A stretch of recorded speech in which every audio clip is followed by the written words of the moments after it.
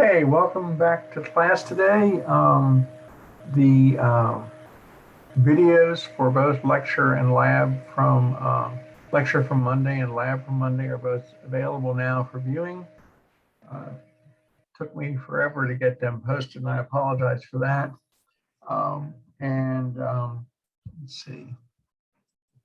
We are in the endocrine system, and we are going to pick up where we left off the other day. We were talking about sort of the interaction that the hormones have and how we trigger that.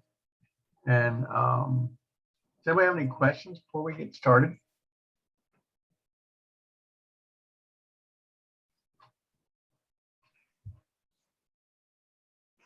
Okay. Then I'm going to go in here and here. Everybody should see the slide. It says types of endocrine gland stimuli. And we had talked about this the other day.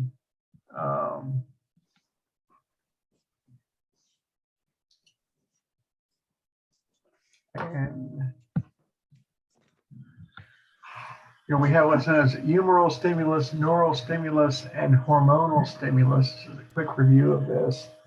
And humoral stimulus picks up changes in like blood levels.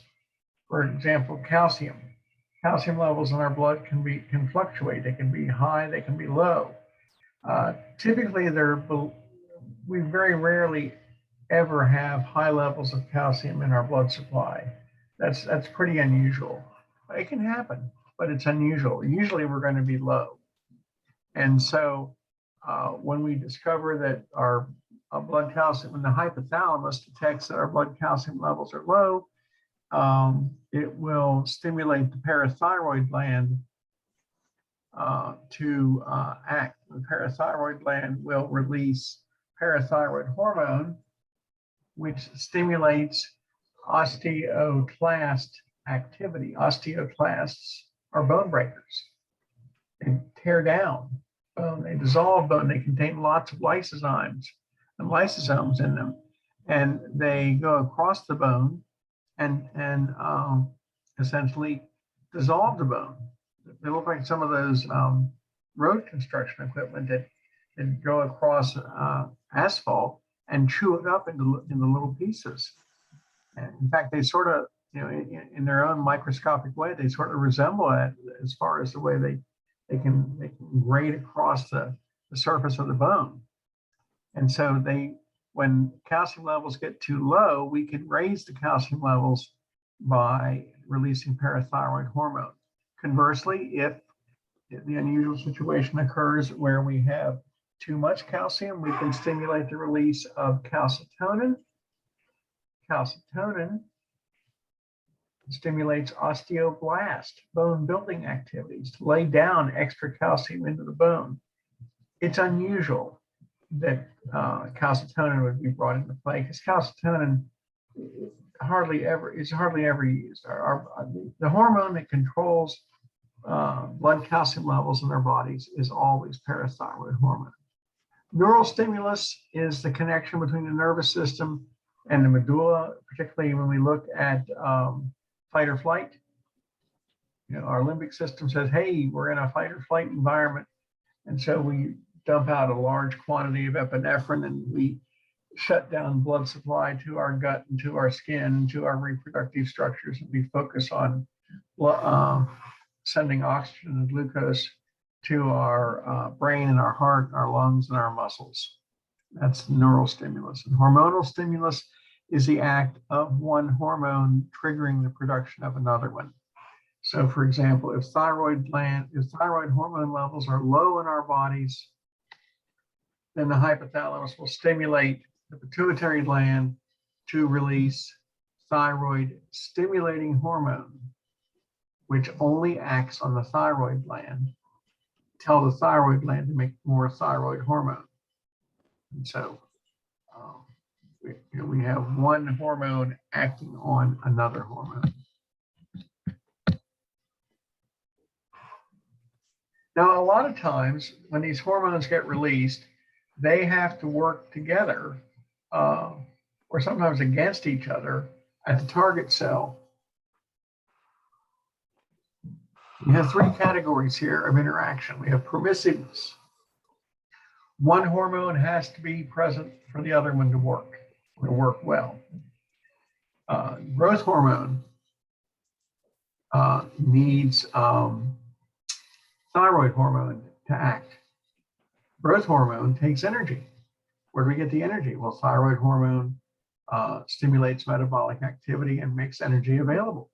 During puberty, when we're undergoing rapid body growth, we also have increased demands for food. We eat a lot when we're going through puberty because we need the energy for growth. We can't have good growth, because that's a phrase. We can't have the proper growth we expect during puberty unless we also have the metabolic energy necessary to do that. So we have to have growth hormone working with thyroid hormone to provide the energy. Synergism is when two hormones work together. They work together to give you an enhanced response. For example, during a fight or flight response, we release both glucagon and epinephrine. Glucagon, is a hormone released from the alpha cells of the islets of Langerhans. It stimulates the liver to release glucose from stored glycogen. So we can get extra glucose. When our blood glucose gets low, we can raise it by releasing glucagon, which tells the liver, hey, give us some more glucose. Epinephrine causes, during a fight or flight, also stimulates the liver to release glucose from stored glycogen, so to bring our blood sugar up. Together, the impact of glucagon and epinephrine give you more glucose release than you would get if you just had these two acting independently. They have a synergistic effect. They enhance each other's actions. So instead of 1 + 1 = 2, you get a 1 + 1 = 4. You enhance the activity of both hormones. So that is your synergistic effect. They give you a greater response than you would have gotten individually, a much greater response. Okay, here's the glucagon, here's the epinephrine. Glucagon did A, epinephrine did B. Okay, so instead of just A plus B, as a result, you would have a much greater effect, A plus B plus C plus D, and so on. Antagonistic effects, we have a number of those where the hormones work against each other. We have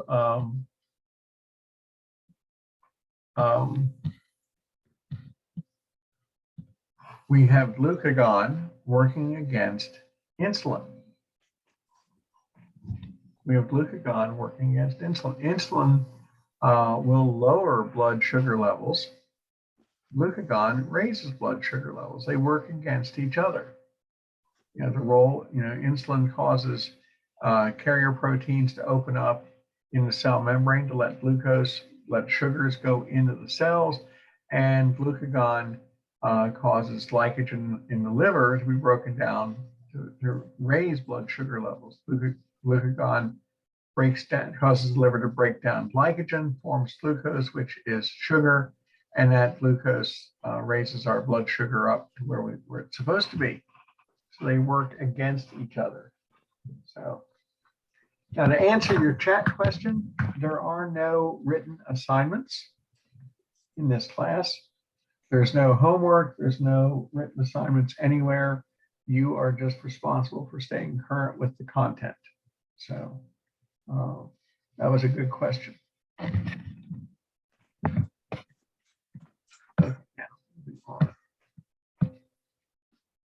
The major glands that we look at here with the endocrine system, we have the pituitary gland. We have you saw in lab on Monday, the anterior and the posterior pituitary, the the adenohypophysis and the neurohypophysis, or The pituitary gland is known as the hypophysis. I don't know why, but it's also called the master gland because it releases 8 different hormones. We have the thyroid gland. We have the parathyroid glands, the adrenal glands, the pancreas, the gonads, the pineal gland, and even the thymus gland are the major organs here. Now, the pituitary gland sits inside the cella turcica. This has 9 hormones, but really there's only about 8 different hormones. In AP1, I made a point of saying make sure you can identify the cella turcica in the skull, because that's the location of the pituitary gland. It's a very well protected region of the brain, and the pituitary gland connects to the hypothalamus through a stalk. The stalk is called the infundibulum. And so nerves can run down the infundibulum, as well as the passageway for 2 hormones made in the hypothalamus and stored in the posterior pituitary. So the posterior pituitary is mostly neural, connects directly to the hypothalamus, and it stores 2 hormones. It stores a hormone called oxytocin and antidiuretic hormone, or ADH. The anterior pituitary is glandular. You remember your slides from lab, notice that the anterior pituitary stained much darker because it was very glandular. It had secretory tissues, whereas the posterior pituitary stained lighter because it was just storage. And so the anterior pituitary makes about 6 different hormones. Oops, okay, so the hypothalamus controls the pituitary gland. It controls the anterior and posterior pituitary.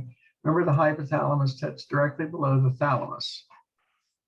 The hypothalamus controls the pituitary gland through the infundibulum and through the use of releasing and inhibiting hormones that act on the anterior pituitary.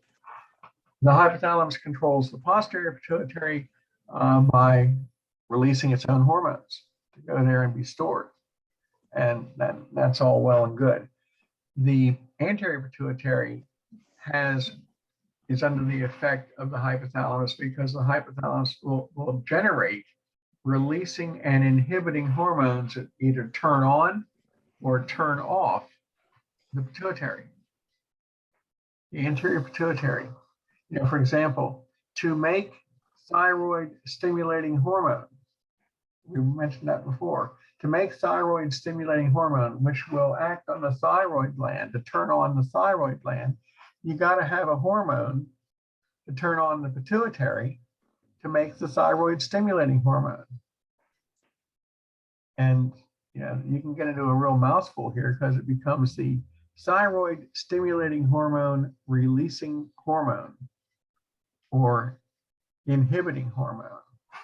So sometimes we get carried away with these names. However, it's like an on and off switch. We turn on the pituitary gland, we turn off the pituitary gland with releasing and or inhibiting hormones. Now, the posterior pituitary has it easy. The posterior pituitary only has to receive hormones that are already made.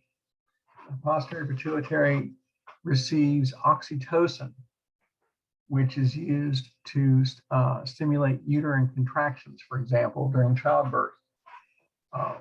Antidiuretic hormone, the other hormone that the pituitary gland, the posterior pituitary receives from the hypothalamus. Antidiuretic hormone regulates when we pee. It regulates our water level. Think, what's a diuretic? A diuretic is a chemical that makes us pee a lot. Caffeine is alcohol is a diuretic. Antidiuretics prevent that. We regulate our fluid levels, our water levels in our bodies by the release or non-release of antidiuretic hormone. So we store, posterior pituitary doesn't make any hormones, it just stores 2 of them and releases them when we need them. So how big is the pituitary gland? Well, it's about the size of a pea. Might go the wrong way.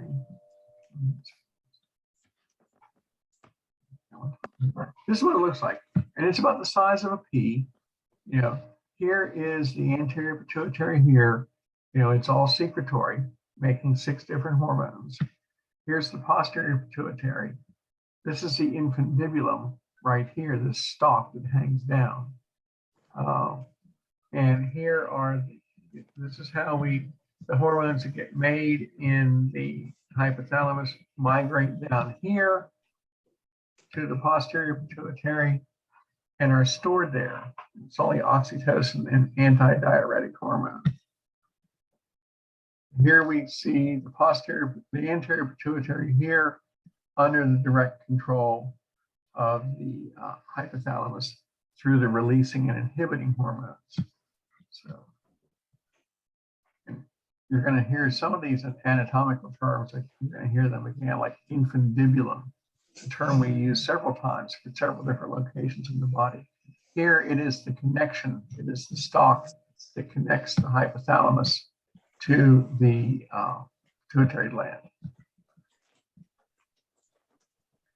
Oxytocin, let's take a look at the posterior pituitary hormones. Oxytocin stimulates uterine contractions during childbirth. When the baby's head presses against the cervix, which is the mouth of the uterus leading into the vagina, that stimulates the release of oxytocin. Oxytocin causes a uterine contraction. That uterine contraction causes the release of more oxytocin, causing another contraction. And that causes the release of even more oxytocin. And that is one of the good positive feedback loops in our body.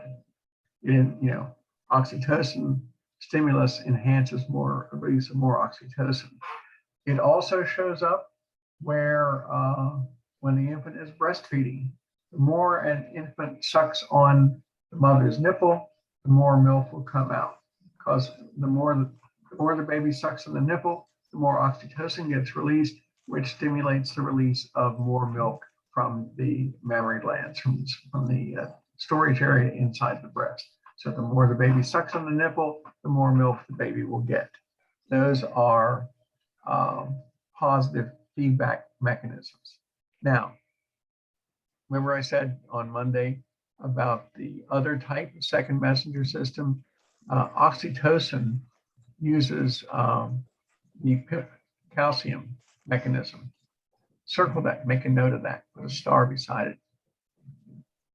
For some reason, some people think it's important to remember that. But oxytocin is. Can you repeat it one more time? Make sure that you can remember that the PIP calcium second messenger system is what oxytocin uses to get into the cells. Oxytocin is a large protein-based amino acid. It's too big to get inside the cells. It has to use a second messenger system. And this is the example of PIP calcium. Remember from Monday, most of your protein-based hormones are going to use the cyclic AMP mechanism.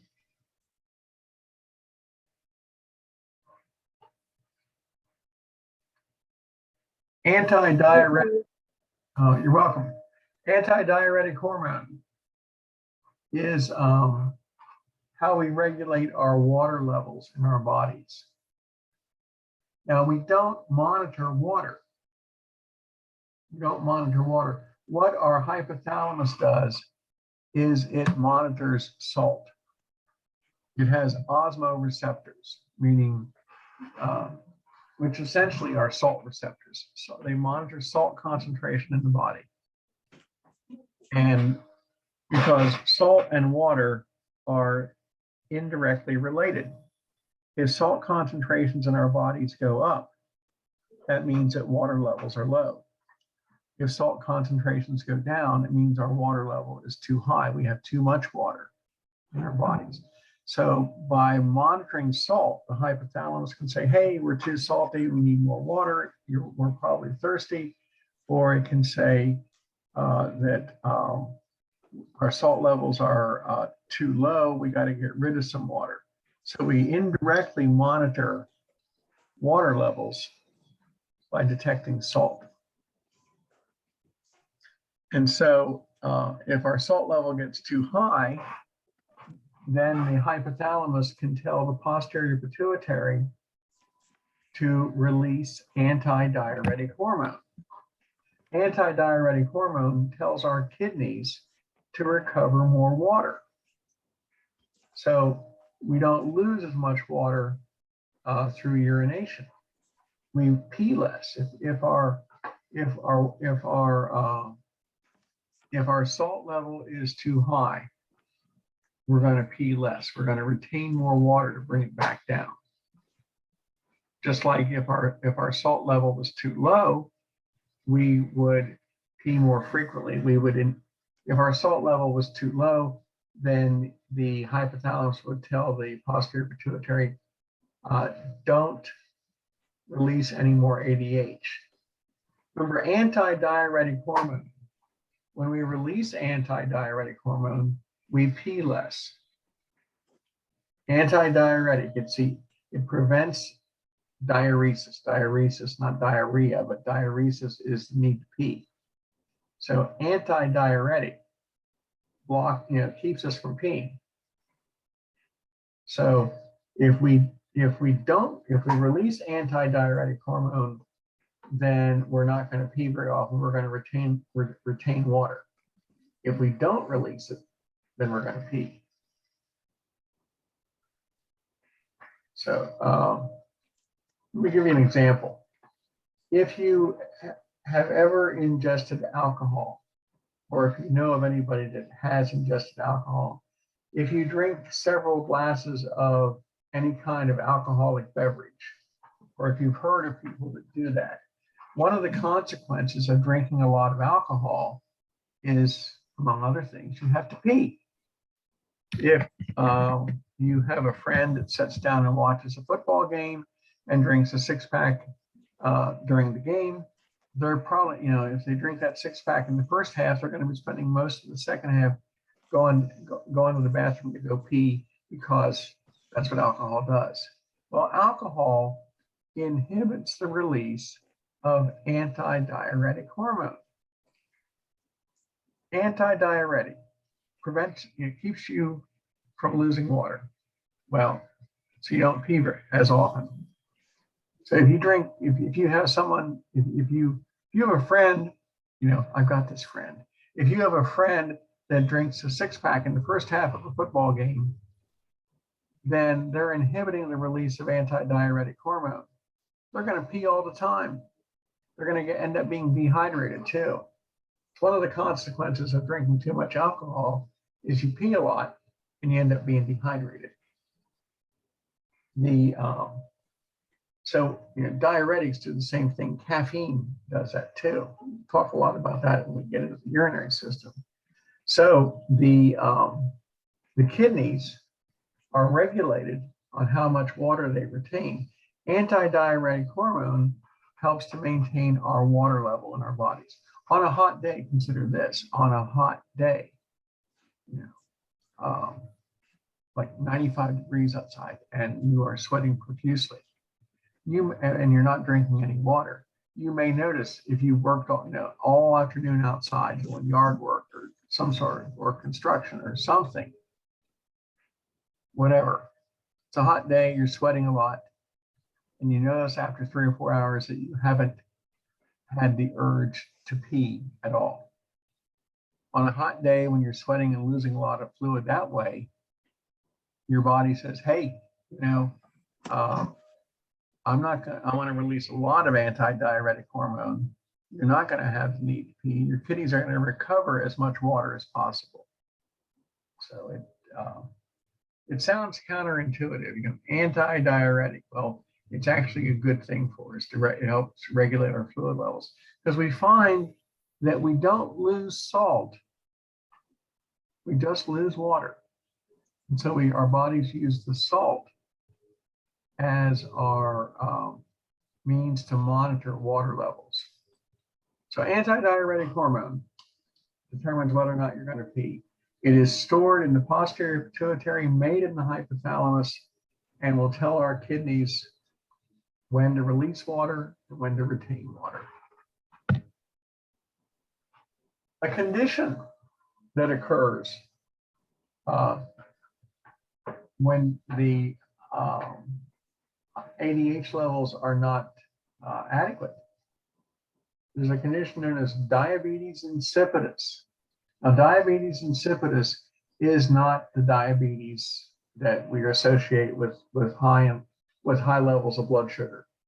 Diabetes insipidus is is different. Diabetes, Latin term for diabetes, is overflow. Insipidus means tasteless. So it's a tasteless overflow. Diabetes mellitus, which is what we associate, what our grandparents would have called sugar diabetes, is called an overflow of honey, because the urine that comes out is full of sugar. So anyway, antidiuretic hormone, diabetes insipidus. Your patient is going to be peeing all the time. They're going to be thirsty all the time. And that's all. They're not going to have high sugar levels. They are not going to be hungry all the time. All they're going to be doing is they're going to be peeing a lot and thirsty a lot because they're peeing, because they don't have adequate amounts of antidiuretic hormone. For whatever reason, they're not producing enough ADH. And without that ADH, they can't regulate their fluid retention. So they pee all the time, which makes them thirsty all the time. They're thirsty because they're losing water and their salt concentration goes up. So when your salt concentration goes up, you get thirsty. So what do? You drink something. When you drink something, then with no ADH present, you pee it right out. It's more annoying than it's usually not life-threatening in any way. It's more annoying than anything else.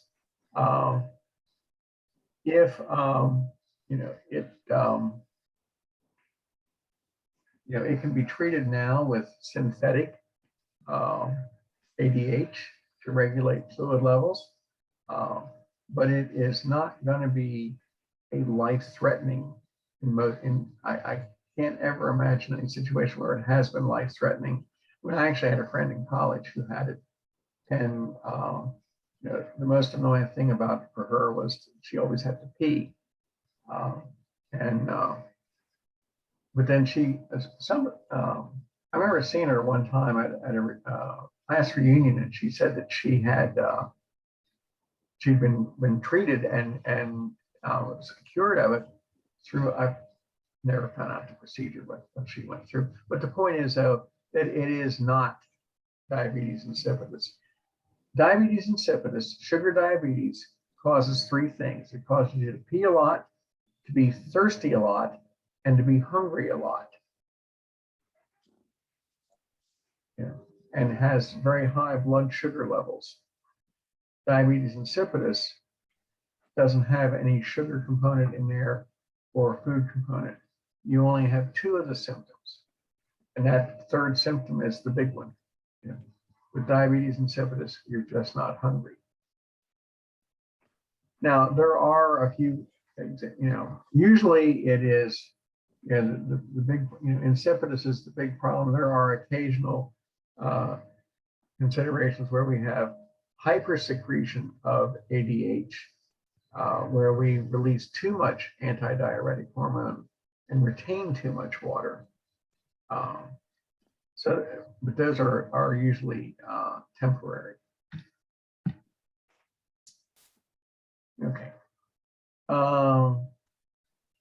Yeah, diabetes insipidus is the lack of antidiuretic hormone. Um, the hypothalamus has been damaged. The posterior pituitary has been damaged. Something's been done that we're not releasing, either making or releasing enough ADH.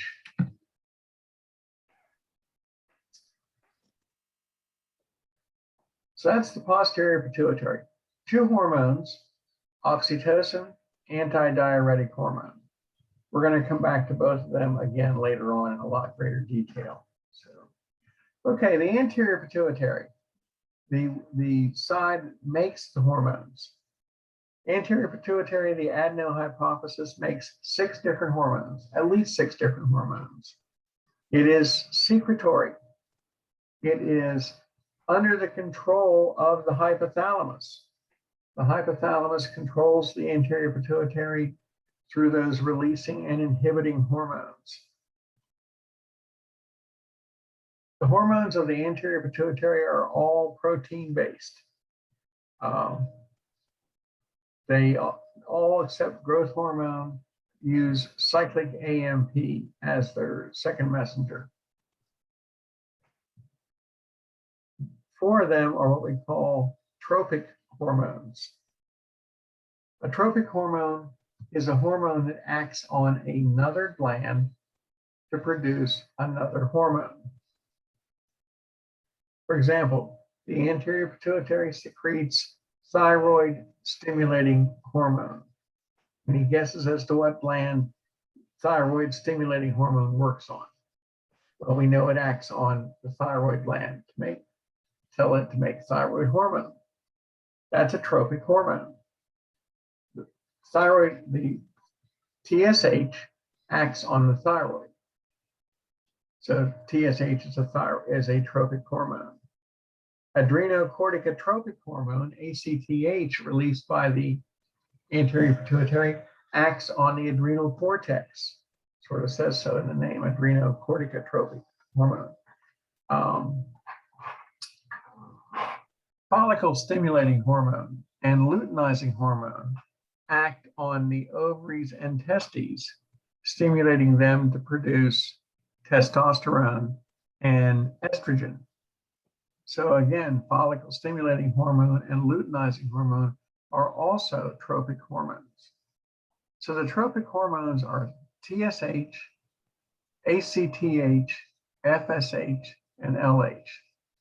The non-tropics that don't act on another gland are growth hormone, at least don't act on another endocrine gland, growth hormone, which stimulates bone growth and muscle enlargement, and prolactin. Prolactin acts on the mammary glands to produce milk. Now, but the mammary glands are not endocrine glands. The mammary glands are exocrine glands. They have a duct. So it is not a tropic hormone. So while prolactin is acting on another gland, that gland is not producing another hormone. It's producing milk. Growth hormone acts on to stimulate metabolic activity and growth. During puberty, we generate large quantities of growth hormone to stimulate long bone growth. While our long bones will grow, we will make new bone cells, and our bones will get bigger. Our muscle cells will enlarge. We won't make new muscle cells, but we will make bigger cells. Our muscle cells will get larger.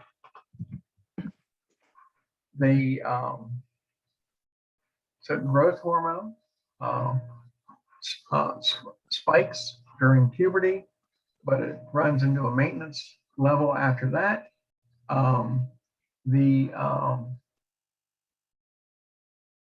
Growth hormone is one of those hormones that does have an effect on glucose. It isn't just insulin involved, involved in regulating glucose. Growth hormone has a what we call an anti-insulin effect. it reduces the amount of glucose taken up by the cells. And it, at least from our diet. And what will happen then is it will also trigger the liver to break down glycogen into glucose. So it also stimulates fat breakdown. So we call this glucose sparing. We'll talk a lot about that in pregnancy, because glucose sparing is what the mother does so that the baby will get a lot of glucose. Now, glucose can go across the placenta into the baby. The mother will frequently go into a glucose sparing mode, sending more glucose to the baby, and then she will depend on breakdown of glycogen or the breakdown of fatty acids, from the increase in growth hormone. Growth hormone tells the bone and skeletal muscle and the liver to also make these insulin growth factors. So, it doesn't just operate on making bones bigger, but growth hormone will cause all cells to grow and enlarge.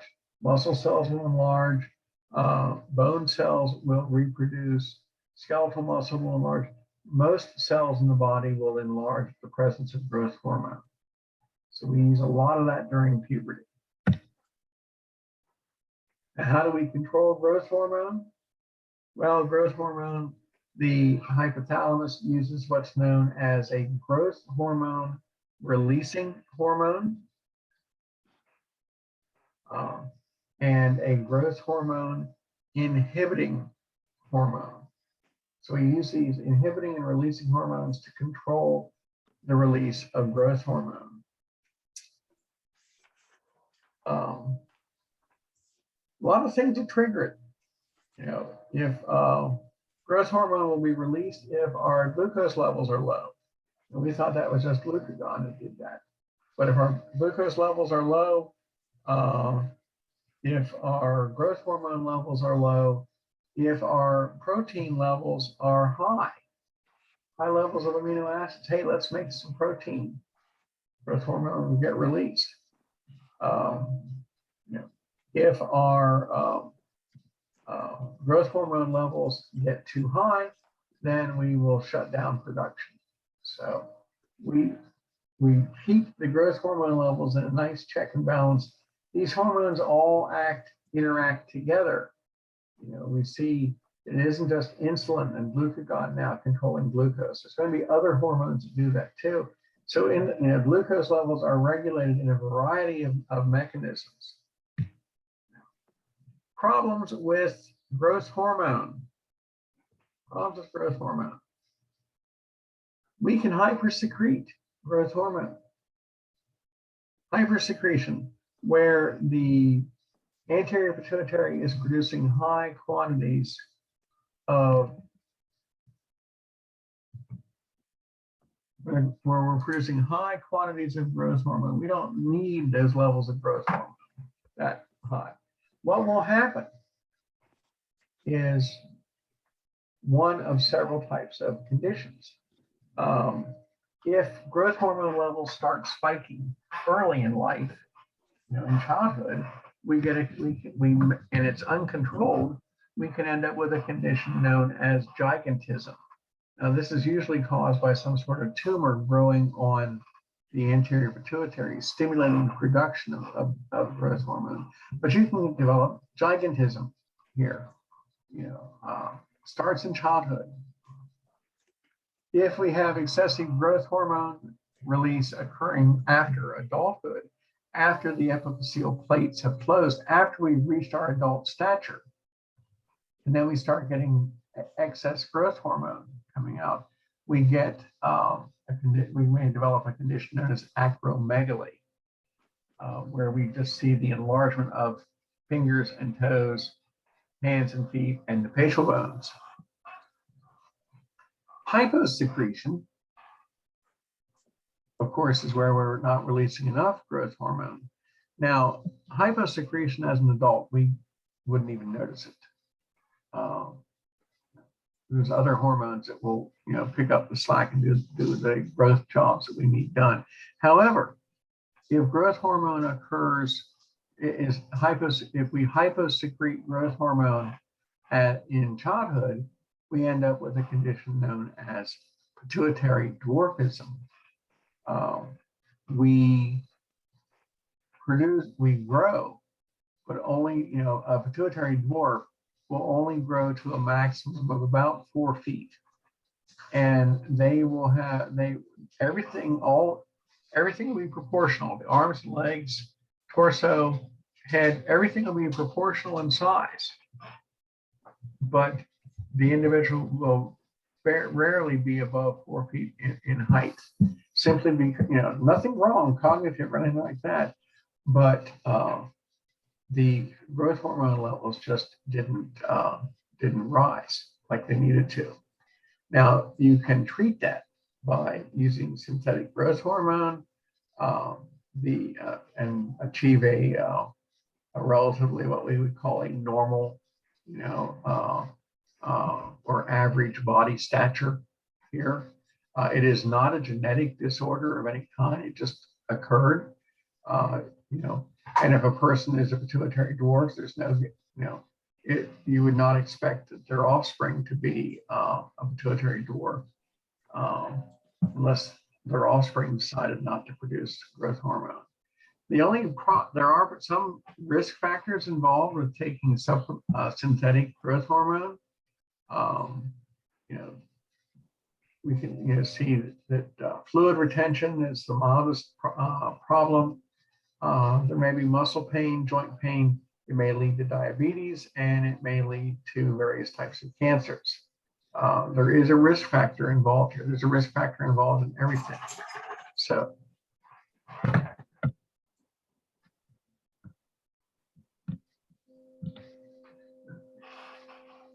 gigantism,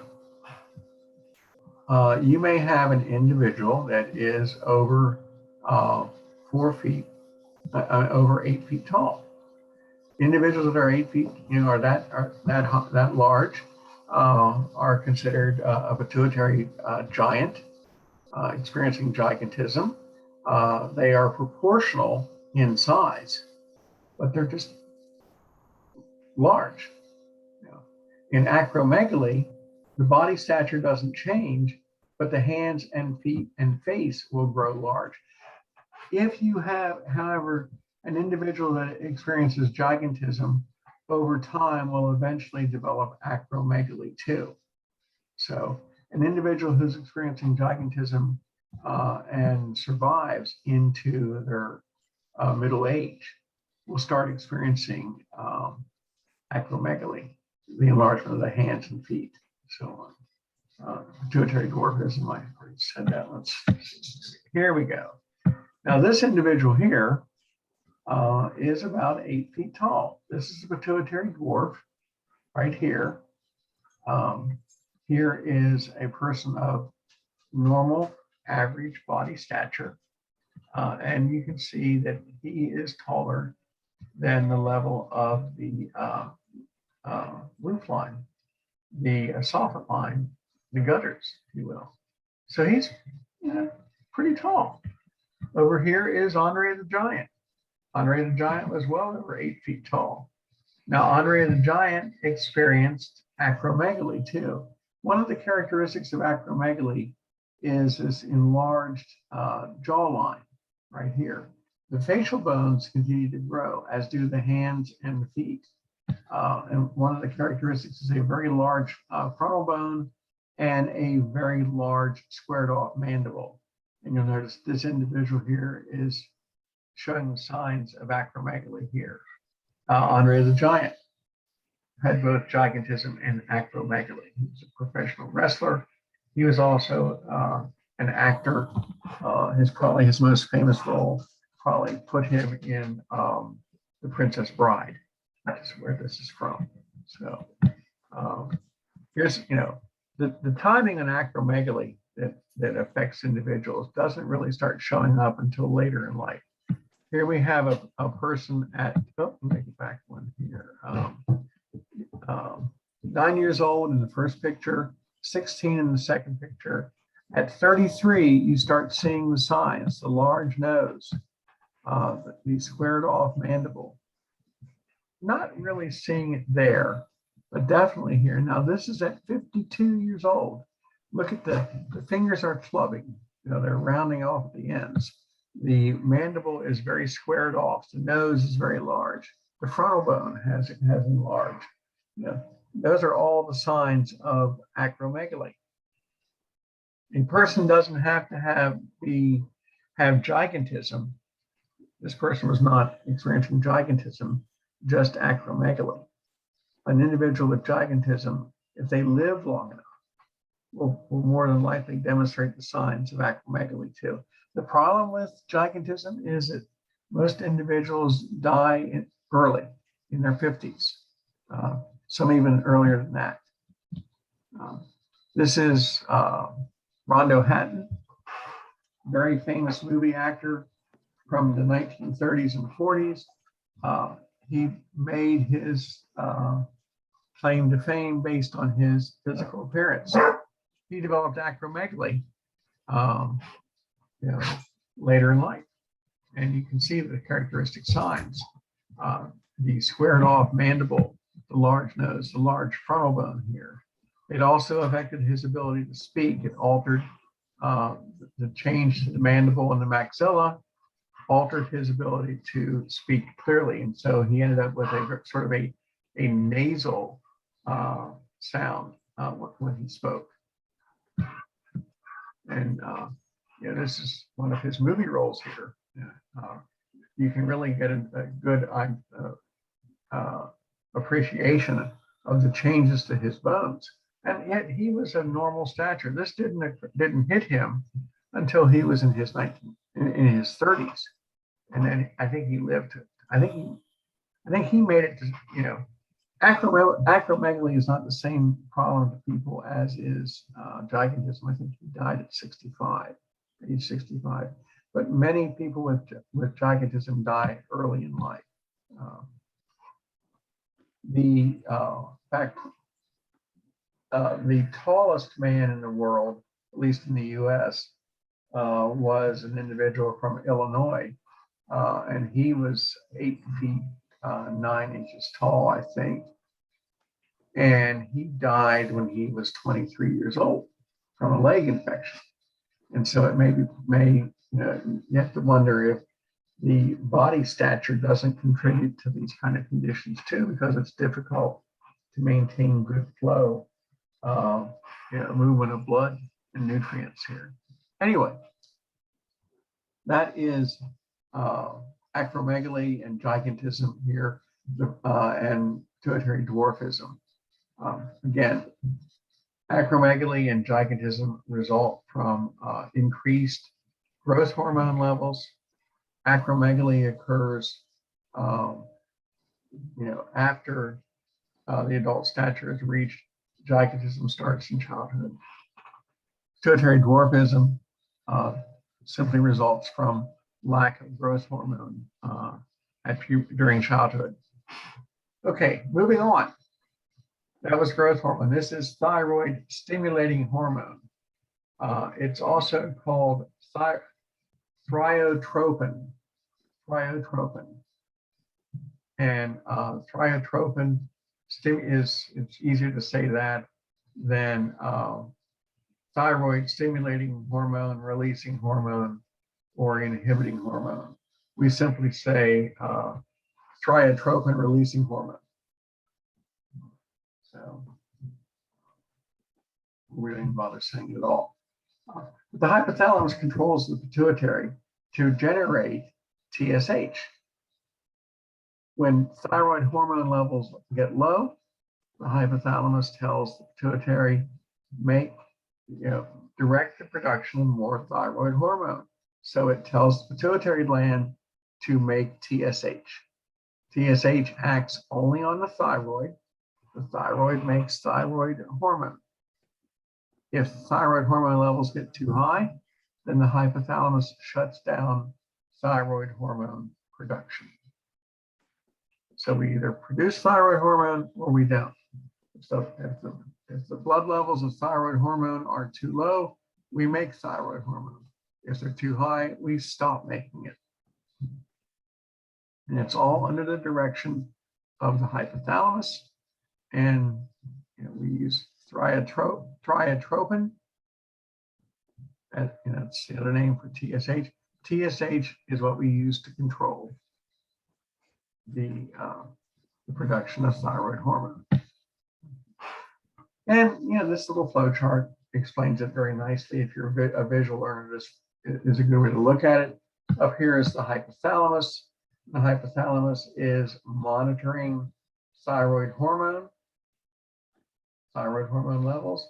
If thyroid hormone levels drop, that tells the hypothalamus, release more thyroid hormone, releasing hormone, thyroid hormone or thyrotropin releasing hormone, and that acts in the anterior pituitary. The anterior pituitary makes TSH, which then acts in the thyroid gland to make thyroid hormone. And when the levels get too high, we inhibit the release of thyroid hormone. And so it acts in the target cells, and the only target cell for TSH is the thyroid gland, but then thyroid hormones can act on every cell in the body because they control metabolism. The third hormone is ACTH, the adrenocorticotropic hormone. It acts on the adrenal cortex. The adrenal cortex is the outer layer of the adrenal glands, and it stimulates any of the 3 different types of hormones coming from the adrenal cortex. These are called the corticosteroids. They are all steroid-based hormone, and they all come from the cortex, so we call them corticosteroids. And we control this by the release of these ACTHs.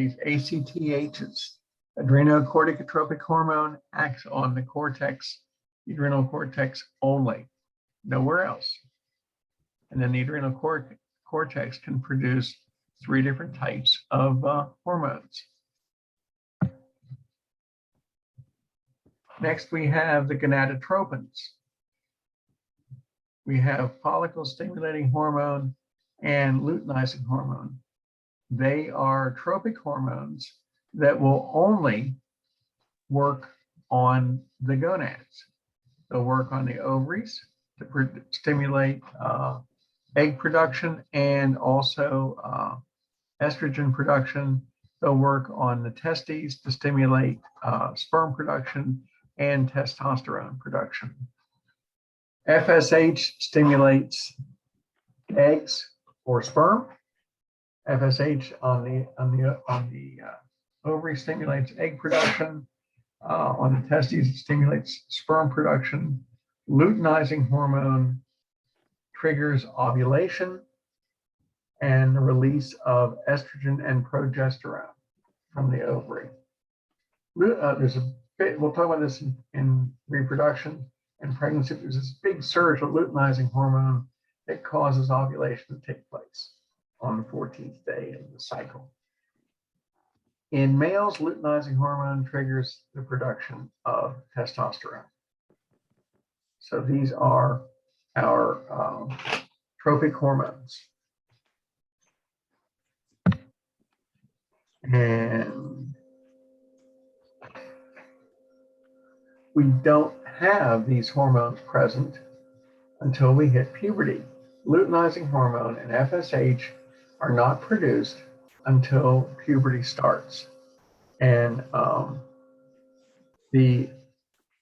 it's usually thought that the androgens, the 3rd layer of adrenocorticotropic hormones, the layer closest to the medulla, which has nothing to do with the medulla, but it's thought that these androgens are the trigger for the onset of puberty. And prolactin. Prolactin is the sixth hormone from the pituitary gland. Milk production. Milk production. At least in the female breast, it produces milk. Now, male and female breast are both derived from sweat glands.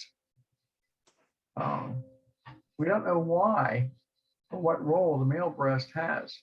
The male breast does not produce milk.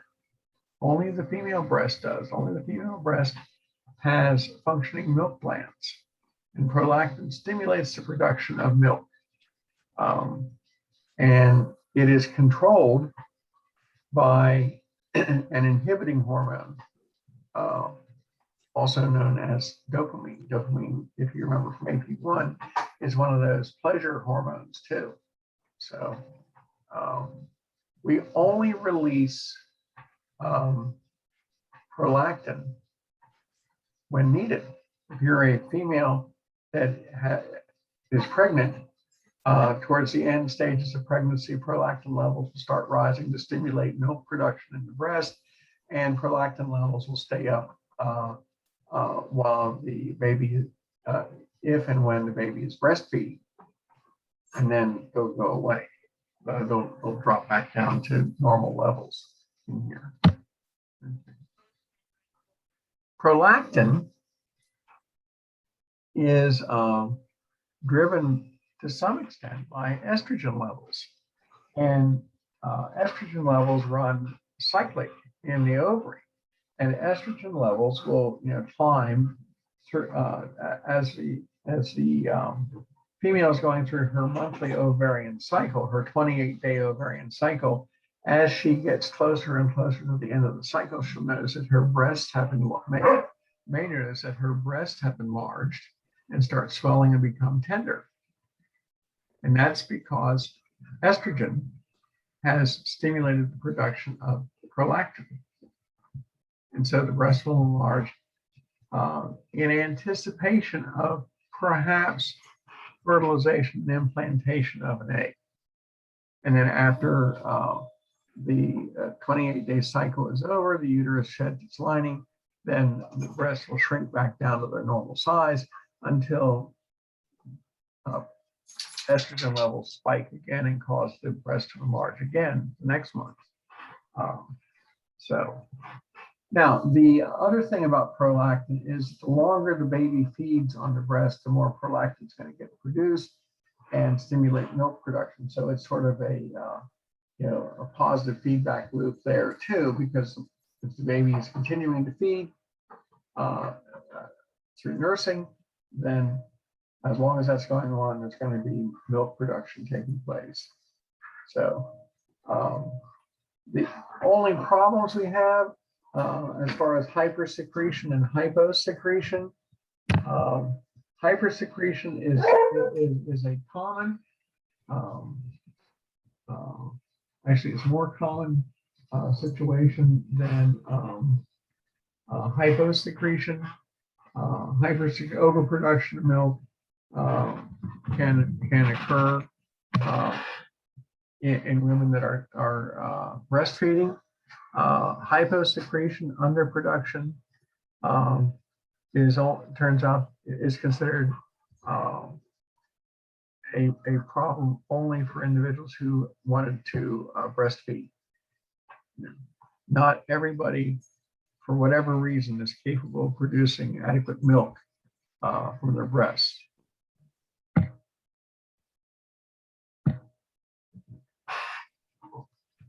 So those are the 6 hormones that come out of the anterior pituitary. So altogether, the pituitary gland produces can release 8 different hormones. The posterior pituitary stores oxytocin and ACTH and can release that. Of course, those two are made in the hypothalamus. And then the anterior pituitary can produce 6 different hormones. Growth hormone, prolactin, ACTH, thyroid stimulating hormone, FSH, LH, I think I got them all. So, and under the control of the hypothalamus. They don't make it in the hypothalamus. Only oxytocin and ADH are made in the hypothalamus.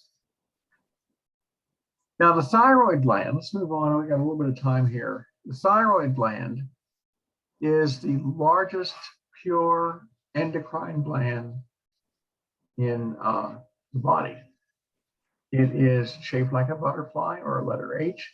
It sits in the anterior portion of the neck, sitting on top of the trachea.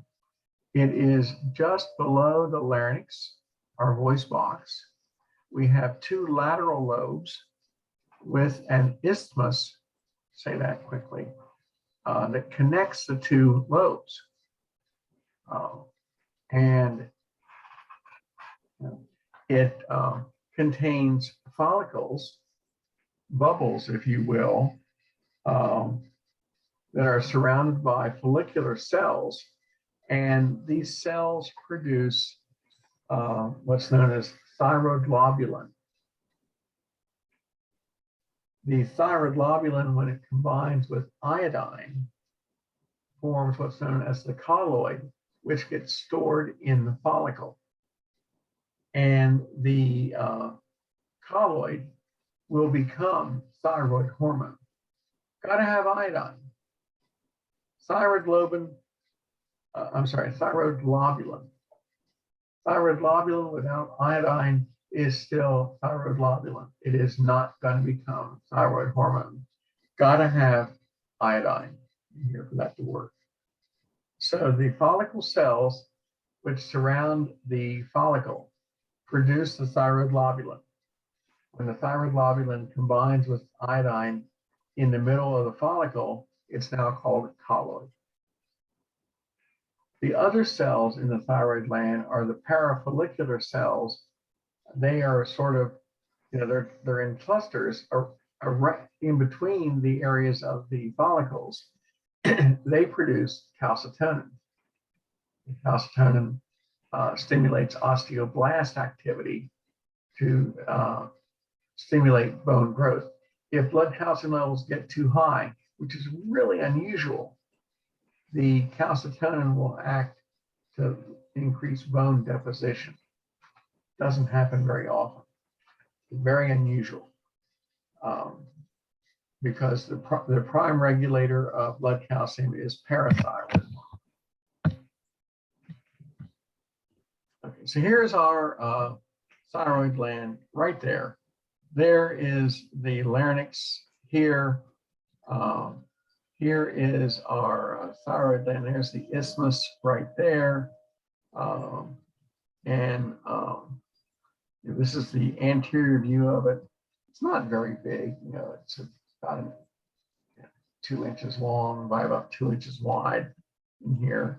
So we can see its location. The thyroid hormone that occurs in the colloid occurs in two forms. We call it T4 and T3. T4 thyroxine, which is thyroid hormone, has 4 iodines attached to it. Why do we care? Well, the other version has 3.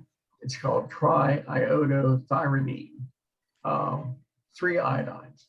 Everything gets converted to thyroxine. Thyroxine is thyroid hormone.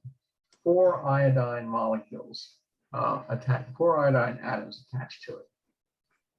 Iodine combined with thyroglobulin becomes thyroxine. What thyroxine does is it increases metabolic activity. It increases our metabolic rate. We burn glucose at a faster rate. We oxidize glucose, all that cellular respiration stuff that and electron transport that we talked about in AP1. It also increases body heat production, because the muscle cells, which generate most of our body heat, 60% of the energy that gets released during cellular respiration in muscle cells comes off as heat. And the more glucose they oxidize, the more heat they're going to give off. So thyroxine, very, very important in maintaining energy for us. It doesn't generate energy. It just enhances the release of energy from the breakdown of glucose. It helps to regulate our blood pressure. We have to have, because it increases the force of the contraction. It regulates tissue growth. You can't have growth without energy. Muscle systems, the muscles and bones can't grow properly unless there's energy behind that growth. We can't reproduce without energy to produce the gametes. We can't have normal reproduction of cells to replace worn out cells unless we have energy available. So, and of course, we control all this through classic negative feedback. It's like I was saying, I think I said this the other day, when thyroid hormone levels drop, we stimulate, that stimulates the release of thyroid stimulating hormone, which tells the thyroid gland then to make, anterior pituitary produces thyroid stimulating hormone, which acts on the thyroid gland to make more thyroid hormone, and we then raise our levels back to where they belong. So, so this is a constant negative feedback loop. And we want to keep, the hypothalamus is pretty sensitive. It's not going to ever let the thyroid, in a normal, healthy individual, it's never going to let thyroid hormone levels drop dangerously low. Like, oh, hey, we need to make some more thyroid hormone right away. If our levels start dropping a little, even a little bit, we'll bring it back up again.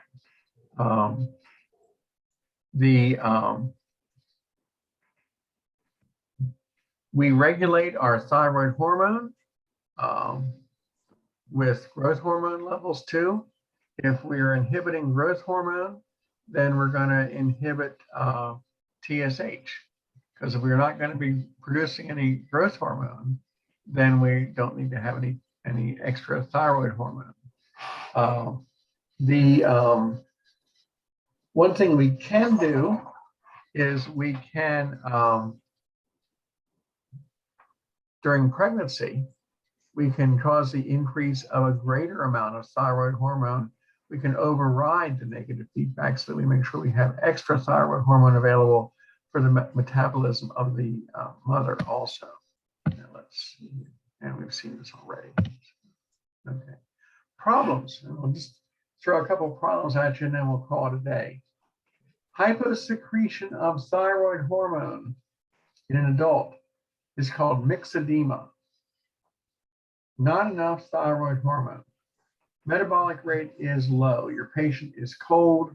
They don't move quickly. They're very sluggish.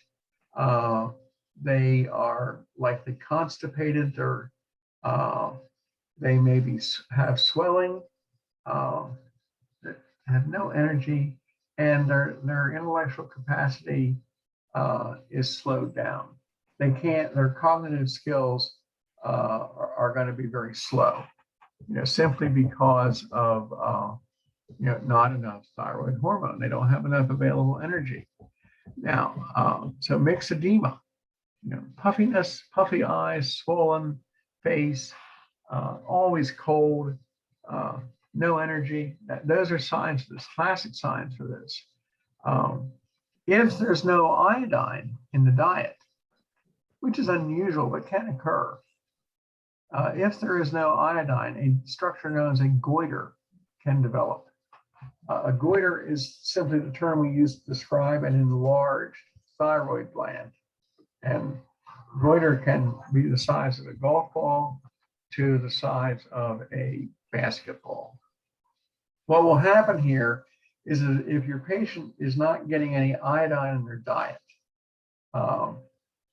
lack of iodine, no thyroid globulin being converted to colloid and then to thyroid hormone. So thyroid hormone levels drop. Well, no iodine, no thyroid hormone. The hypothalamus tells the anterior pituitary, we need to make more thyroid hormone. So the hypothalamus says, okay, make TSH. The anterior pituitary produces lots of TSH. TSH acts on the thyroid gland to tell it to make more thyroid hormone, but there's no iodine. So the follicle cells are going to churn out lots and lots of thyroid globulin, but there's no iodine to combine with it to make colloid, to make thyroid hormone. The only thing that happens is the thyroid gets bigger and bigger and bigger. It enlarges simply because of all this excess thyroid globulin that's being produced, but no thyroid hormone because there's no iodine to combine with it. And this is mixed edema right here, puffiness around the eyes. We have edema below the eyeball. Paraorbital means below the eyeball. The face is puffy, skin's dry, the hair is very brittle. So, plus combine that with being tired and sluggish in thought, classic and cold. So,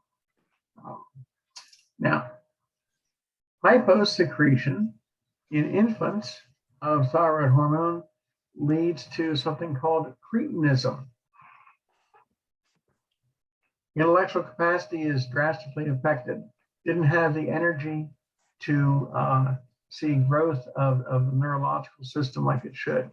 The body didn't grow properly, so it has short body and disproportionate in size. You know, our bodies are always, a healthy body is proportionate in its element. The tongue is thick, the neck is thick. So the term is cretinism for this. Let me just show you a picture of what a goiter looks like. There is a goiter. That is a thyroid gland that has swollen thanks to a lack of iodine. That's all full of thyroid globulin, but no effective thyroid hormone. Let me get back here and we will stop. We'll pick up the next time right here about goiters and go from there. So I'm going to get us out of here. Let's take a look at what the chats were. Acromegaly the same as Marfan's? Not exactly. Marfan's is more of a systemic, a whole body effect. Acromegaly only affects bones, and then only the bones that can still grow. Acromegaly affects the hands and feet and the facial bones. All the other bones have stopped growing when their epiphyseal plates have closed down. So the long bones don't grow. Marfan's affects is more of a systemic whole body effect. You know, like the heart's involved in Marfan's too. So that answer your question? Yes, thank you. Okay, glad to help. Any other questions on anything? Okay, then I want to get us out of here, and I'll see you all next week. This one will get posted today, I promise. So, and I'll see you all later. Have a good day.